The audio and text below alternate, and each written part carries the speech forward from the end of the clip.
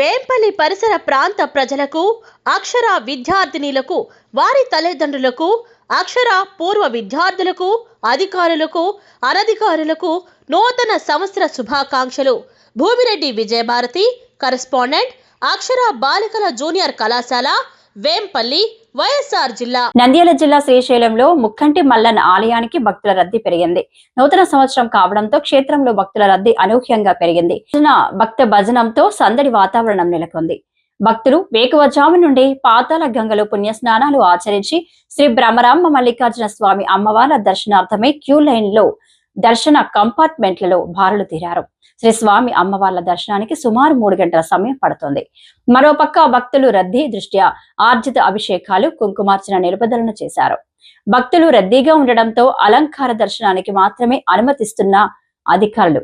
అయితే భక్తుల రద్దీ దృష్ట్యా ఆలయ క్యూ లైన్లలో భక్తులకు ఎటువంటి ఇబ్బందులు కలగకుండా శ్రీ స్వామి అమ్మవార్లను దర్శించుకునేలా ఆలయ ఈవో శ్రీనివాసరావు అధికారులు ప్రత్యేక ఏర్పాట్లు చేశారు. దర్శనార్థమై క్యూ లైన్లు, కంపార్ట్మెంట్లలో ఉన్న భక్తులకు ఎప్పటికప్పుడు అల్పాహారం, పాలు, బిస్కెట్స్, మంచినీరు అందిస్తున్నామని దేవస్థానం ఈవో శ్రీనివాసరావు తెలిపారు.